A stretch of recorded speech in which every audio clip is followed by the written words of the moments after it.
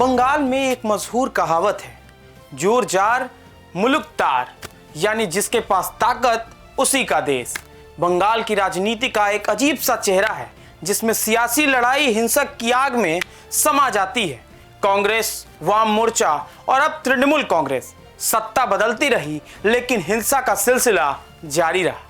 दुर्भाग्य से बंगाल की राजनीति में यह कहावत आज अंतिम सत्य बन चुकी है। सत्ता में आने के बाद हर पार्टी इसी रास्ते पर चलती आई, लेकिन कांग्रेस के समय से शुरू हुआ यह सिलसिला वाम मोर्चा के 34 साल के शासन से गुजरते हुए आज तृणमूल कांग्रेस के 15 साल के राज तक बदस्तूर जारी है। आज इसी बंगाल पॉलिटिक्स के हिंसात्मक तस्वीर की जड़ों के बारे में जानने का प्रयास करेंगे। सबसे पहले नमस्कार स्वीकार कीजिए, मेरा नाम आयुष राज द्विवेदी है और आपने देखना शुरू कर दिया है प्राइम न्यूज का डिजिटल प्लेटफॉर्म। जी हां, आज बात बंगाल के उस हिंसा की करेंगे जिसके अंदर पॉलिटिकल ड्रामा है, कुर्सी की लड़ाई है। सवाल ये कि क्या बंगाल में बिना हिंसा के चुनाव ही नहीं हो सकते? क्या लोगों की जान इतनी सस्ती है कि बंगाल में इसकी आहुति के बिना कोई पार्टी चुनाव ही नहीं लड़ सकती? सब कुछ जानेंगे। विशेषज्ञों का मानना है कि एक ही पार्टी का लंबे समय तक सत्ता में टिके रहना राजनीतिक हिंसा का सबसे बड़ा कारण हो सकता है। सत्ता की लत लग जाने के बाद सत्ता बरकरार रखने के लिए कोई कसर नहीं छोड़ी जाती। वहीं विपक्ष भी पूरा जोर लगा देता है। नतीजा क्या निकलता है? नतीजा जबरदस्त टकराव जो अक्सर खूनी हिंसा का स्वरूप ले लेती है। लेकिन सवाल ये कि क्या ये केवल लोकसभा या विधानसभा चुनाव में दिखाई पड़ता है या फिर इसके पीछे कुछ और साजिशें भी हैं? पंचायत चुनाव में हिंसा सबसे भयानक बंगाल में देखी गई है। वजह साफ है, बंगाल का ज्यादातर हिस्सा गांवों में बसता है। राज्य की आबादी का सबसे बड़ा हिस्सा पंचायत के दायरे में आता है, इसलिए यहां वर्चस्व की लड़ाई भी सबसे ज्यादा तीखी है। आइए आपको ग्राफिक्स के माध्यम से बताते हैं कि कब कब हिंसा की आगोश में बंगाल की आग भड़की है। एनसीआरबी के आंकड़ों के अनुसार साल 1999 से 2016 के बीच पश्चिम बंगाल में हर साल औसतन 20 राजनीतिक हत्याएं हुई। तत्कालीन मुख्यमंत्री ज्योति बसु ने विधानसभा में एक आंकड़ा पेश किया जिसमें कहा गया कि 1988-89 के दौरान राजनीतिक हिंसा में 86 राजनीतिक कार्यकर्ताओं की मौत हुई। एनसीआरबी के आंकड़ों के अनुसार साल 2010 से 2019 के बीच राज्य में 161 राजनीतिक हत्याएं हुई और देश में बंगाल का इस मामले में पहला स्थान था। 2021 के विधानसभा चुनाव में तकरीबन 40 से अधिक मौतें हुई। 2023 के पंचायत चुनाव में हिंसा से 30 से अधिक लोगों की जानें चली गई। इस दौरान एक दिन में 16 लोग मारे गए थे। बांग्ला समाज की छवि भले भद्रलोक वाली रही है, किंतु चुनावों में ये विपरीत दिखाई पड़ती है। पश्चिम बंगाल देश विभाजन के बाद से ही हिंसा से जूझता रहा। 1989 में सुंदरबन इलाके में बांग्लादेशी हिंदू शरणार्थियों के नरसंहार को आज भी राज्य के लोग इतिहास के सबसे क्रूर अध्याय के तौर पर याद करते हैं। कई राजनीतिक विश्लेषकों का तो यह भी मानना है कि 60 के दशक में उत्तर बंगाल में जो नक्सलवाड़ी से शुरू हुआ नक्सल आंदोलन ने राजनीतिक हिंसा को नया आयाम दिया था। किसानों के हो रहे शोषण के विरुद्ध नक्सलवाड़ी से उठने वाली आवाजों ने उस दौरान पूरी दुनिया में सुर्खियां बटोरी थी। आंकड़े और किस्से बताते हैं कि 71 में सिद्धार्थ शंकर रे की कांग्रेस सरकार के सत्ता में आने के बाद राजनीतिक हत्याओं की रफ्तार तेज हो गई। 77 विधानसभा के चुनाव में पतन का उनका कारण भी यही बना था।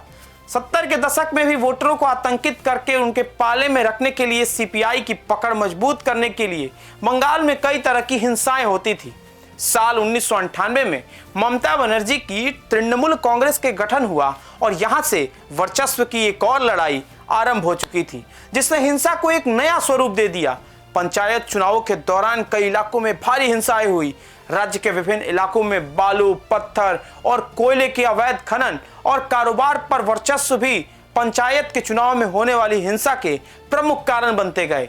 ये तमाम कारोबार पंचायतों के जरिए ही नियंत्रित होते थे। बंगाल में विपक्ष की कुर्सी पर बैठी बीजेपी आरोप लगाती है कि नामांकन भरने के लिए भी बंगाल में सुरक्षा बलों की आवश्यकता होती है। यही वजह थी कि कांग्रेस और बीजेपी ने केंद्रीय सुरक्षा बलों की निगरानी में चुनाव कराने की मांग की थी और कलकत्ता हाईकोर्ट का दरवाजा भी खटखटाया था। अब बात करते हैं मौजूदा समय में जो बंगाल में चुनाव होने वाला है वहां सुरक्षा व्यवस्था को।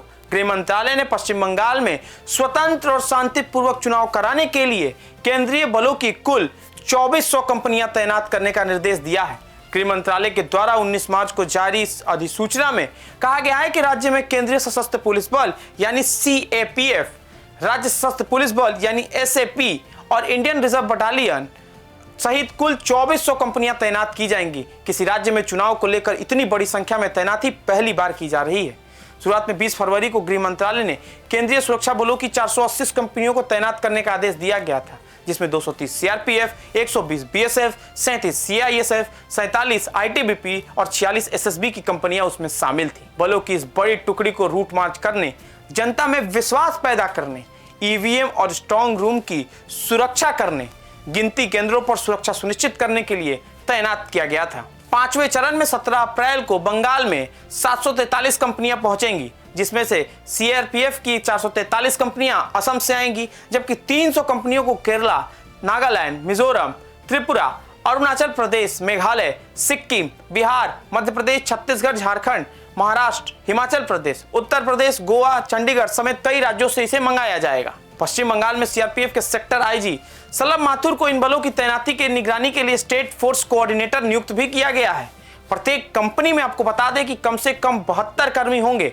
एक कंपनी में 9 सेक्शन में 8 को मतदान केंद्रों पर तैनात किया जाएगा, बल्कि एक सेक्शन पर्यवेक्षक कारकों की सहायता के लिए क्विक रिस्पांस टीम यानी क्यूआरटी के रूप में वहां काम करेगी। 29 अप्रैल को मतदान समाप्त होने के बाद लगभग 200 कंपनियां ईवीएम, स्ट्रांग रूम और गिनती केंद्रों की सुरक्षा के लिए राज्य में रुकी रहेंगी, बल्कि और अन्य कंपनियां मतगणना की अवधि के दौरान कानून व्यवस्था बनाए रखने के लिए यही रहेंगी। बाकी कंपनियों को मतदान पूरी होने के बाद वापस लौटा दिया जाएगा। राज्य में मतदान 2 चरणों में होना है। 23 और 26 अप्रैल को चुनाव है। बता दें कि पिछले चुनाव में भी परिणाम आने के बाद बंगाल में हिंसा की आग देखी गई थी। बंगाल में आपको अक्सर इस तरह की घटनाएं सामने आती दिख रही होंगी। कई बार तस्वीरों में चुनाव विधानसभा का हो या लोकसभा का, चुनाव पंचायत स्तर का हो, तमाम जगहों पर राजनीतिक कार्यकर्ताओं के बीच जिस तरह का टकराव अक्सर देखने को मिलता है, वो चिंता का विषय भी है। और बंगाल को लेकर जिस तरह का परसेप्शन लोगों के बीच चुनावी गतिविधियों में दिखाई पड़ता है, वो भी कई तरह के सवाल खड़े करते हैं। सवाल ये कि क्या बंगाल की जनता को हिंसा की आग में झोंक कर क्या चुनाव की जीतने का प्रयास तमाम पार्टियां करती हैं? क्या बंगाल में बिना हिंसा के कोई चुनाव संपन्न ही नहीं हो सकते? क्या जिस राज्य में कानून व्यवस्था को लेकर बड़े बड़े दावे ममता दीदी की सरकार करती है, क्या वो इस बार बंगाल में चुनाव को शांतिपूर्वक कराने में अपनी कार्यकर्ताओं को और तमाम पार्टियों के साथ मिलकर सामंजस्य स्थापित करते हुए क्या शांतिपूर्वक चुनाव को संपन्न कराया जा सकता है? कई सवाल हैं और सवालों के घेरे में तमाम पार्टी के कार्यकर्ता भी हैं, क्योंकि अपनी राजनीतिक महत्वाकांक्षा के लिए अगर बंगाल की जनता को हिंसा की आग में झोंक दिया जा रहा है, तो ये कई बार सवालों के घेरे में भी आ जाता है।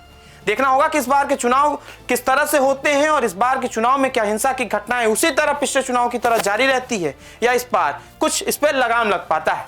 ऐसे ही तमाम बड़ी खबरों के लिए आप बने रहे प्राइम न्यूज के डिजिटल प्लेटफॉर्म के साथ।